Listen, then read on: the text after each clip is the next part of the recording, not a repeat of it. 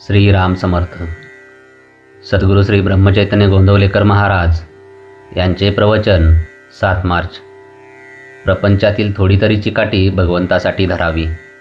लग्न करणे याला आपण सामान्यतः प्रपंच समजतो. लग्न ही फार पवित्र संस्था आहे. तिच्यामध्ये 2 जीवांचा उद्धार आहे.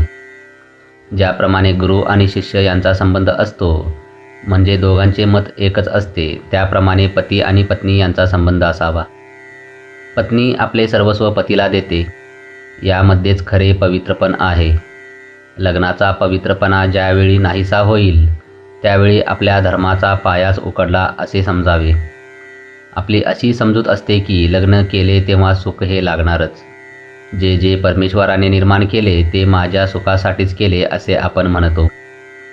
वास्तविक एकच वस्तू ठेवली आणि ती सर्वांनी घ्यावी म्हटले तर सर्वच एकट्याच्या हाती कशी येईल? बायको म्हणते, मी माहेरी 16 वर्षे तपश्चर्या केली आणि आता यांच्या पदरात पडले, तेव्हा यांनी मला आता सुख द्यावे. पोरांना वाटते, आमची इतकी पुण्याई म्हणून यांना इतका पगार झाला, तेव्हा यांनी नाही का आमचे लाड पुरवू? खरोखर सुखाकरिताच प्रत्येकाची धडपड चाललेली असते. परंतु खरे सुख कशात आहे हे कळूनसुद्धा आपण डोळ्यांवर कातडे ओढून घ्यावे, त्याप्रमाणे तिकडे दुर्लक्ष करीत असतो.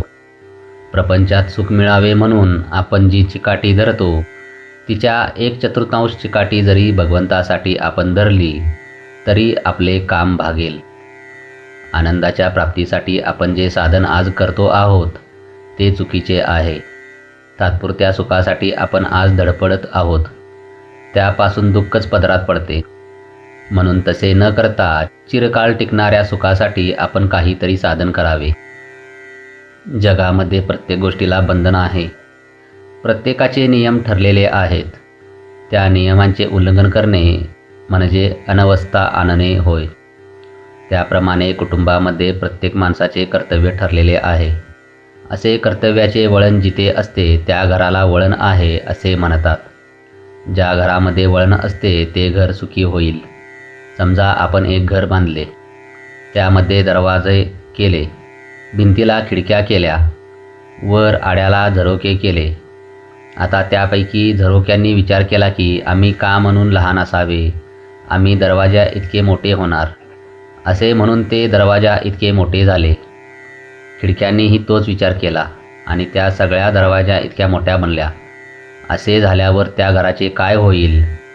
हे जसे योग्य नव्हे, तसे ज्या घरामध्ये प्रत्येकजण आपलेच मत खरे म्हणतो आणि जेथे वडील माणसाविषयी आदर नसतो, त्या घराचा विचका व्हायला वेळ लागत नाही. जय जय रघुवीर समर्थ.